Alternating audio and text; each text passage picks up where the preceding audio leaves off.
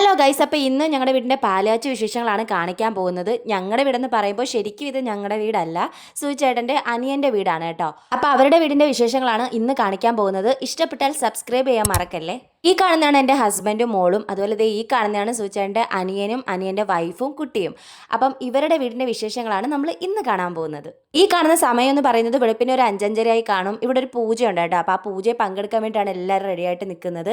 അപ്പോൾ ഈ കയറിപ്പോയതാണ് അവരുടെ ബെഡ്റൂം.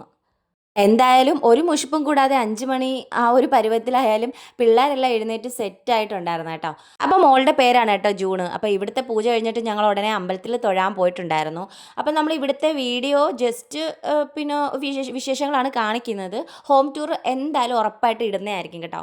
അതായത് വീട്ടിൽ ഫർണിച്ചർ ഐറ്റംസോ ഒന്നും സെറ്റാക്കിയിട്ടില്ല, എല്ലാം സെറ്റാകുന്നതിനുള്ളിൽ തന്നെ ഒരു ഹോം ടൂർ എന്തായാലും വരുന്നതായിരിക്കും. ഇതേ നിങ്ങൾക്ക് വെളിയിൽ നിന്ന് നോക്കിയാൽ തന്നെ മനസ്സിലാവും. സമയം എന്തായാലും വെളുപ്പിനെ പരുവാണെന്ന് എന്തായാലും മനസ്സിലാവും കേട്ടോ. പൂജയ്ക്ക് നമ്മൾ തുടക്കത്തിലേ ചെന്നിരിക്കണമെന്നില്ല. അതായത് വീടിൻ്റെ മെയിൻ ആരാണോ അവർ വന്നിരുന്നിട്ട് പിന്നെ കുടുംബത്തുള്ളവരെ ബാക്കിയുള്ളവരെ വിളിക്കും, അങ്ങനെയാണ്. അപ്പോൾ പൂജ ഒരു 9 മണി വരെ ഉണ്ടായിരുന്നു. പാല് കാച്ചുന്ന സമയം എന്ന് പറയുന്നത് രാവിലെ ഒരു 9:45 കേട്ടോ. പിന്നെ ദേ ഈ കാണുന്നതാണ് എൻ്റെ അച്ഛൻ. അമ്മയും ഉണ്ട്, അമ്മ അപ്പുറത്ത് നിൽക്കുകയാണ് കേട്ടോ. എന്തായാലും വീഡിയോയ്ക്ക് അത് കാണിച്ചു തരാവേ. സമയം ഇപ്പോൾ ഒരു 9 മണിയായി കാണും. ദേ ഈ കാണുന്നതാണ് കേട്ടോ എൻ്റെ അമ്മ. പിന്നെ ദേ അവിടെ നിൽക്കുന്നതാണ് എൻ്റെ അമ്മായി അമ്മ.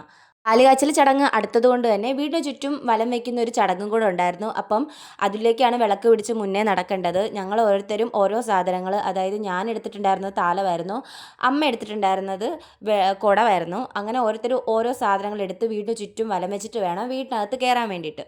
പിന്നെ ഞങ്ങളുടെ കൂടെ കുഞ്ഞമ്മ, കൊച്ചിച്ചൻ, മാമൻ, മാമി അങ്ങനെ കുറേ പേരുണ്ടായിരുന്നു. കാര്യം എന്താണെന്ന് വെച്ചാൽ കുറേ സാധനമുണ്ട് നമ്മൾ വീടിന് ചുറ്റും വലം വയ്ക്കാൻ വേണ്ടിയിട്ട്. അപ്പം കുറേ പേര് വേണം അതെല്ലാം എടുത്ത് ഓരോന്നെടുത്ത് വലം വയ്ക്കാൻ വേണ്ടിയിട്ട്. വീട് വന്നിട്ട് 2 നില വീടാണ്. മുകളിൽ ഒരു ബെഡ്റൂം, താഴെ 2 ബെഡ്റൂം, അറ്റാച്ച്ഡ് ബാത്റൂം, അതുപോലെ ഓപ്പൺ കിച്ചൺ. അതായത് ഇപ്പോഴത്തെ മോഡലിലെ മോഡേൺ വീട് തന്നെയാണ് കേട്ടോ.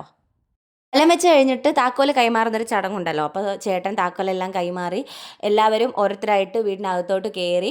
ഇനിയാണ് നമ്മുടെ മെയിൻ പാലുകാച്ചൽ പരിപാടി തുടങ്ങാൻ പോകുന്നത്.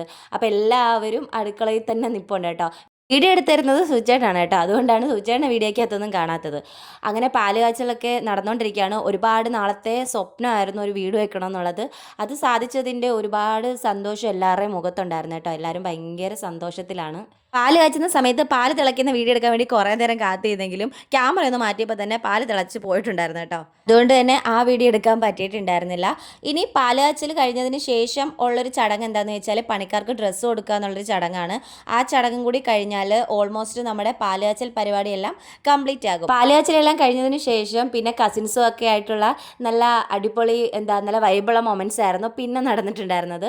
അപ്പം രാവിലെ സമയം ഞങ്ങൾ ഈവനിങ്ങിലുള്ള ഡ്രസ്സ് ഇതല്ല കേട്ടോ, ഞങ്ങൾ ഡ്രസ്സൊക്കെ മാറും. അപ്പോൾ ഇപ്പം രാവിലെ കുറച്ച് നേരത്തേക്ക് സാരിയൊക്കെ ഉടുത്തോണ്ട് നിൽക്കാമെന്ന് വിചാരിച്ചു. രാവിലെ തന്നെ കുറേ ബന്ധുക്കളൊക്കെ വന്ന് തുടങ്ങിയിട്ടുണ്ടായിരുന്നു കേട്ടോ. അപ്പോൾ പിള്ളേരെ ഞങ്ങൾ ഒരു ഈവനിങ് ടൈം ആയപ്പോഴത്തേക്കും ഒരുക്കി നിർത്തിയിട്ടുണ്ടായിരുന്നു. ഞാൻ ഒരുക്കിയതാണ് കേട്ടോ ഇവരെ. രസമില്ലേ? കൊള്ളാമെങ്കിൽ കമൻറ്റ് ചെയ്യണേ. ഇതായിരുന്നു അവരുടെ കോസ്റ്റ്യൂം. അപ്പം ഈ സെയിം കളറുള്ള കോസ്റ്റ്യൂം തന്നെയായിരുന്നു ഞങ്ങൾക്കും ഉണ്ടായിരുന്നത്. എനിക്കും സുചേട്ടനും ഈ സെയിം കളർ കോസ്റ്റ്യൂം തന്നെയായിരുന്നു കേട്ടോ.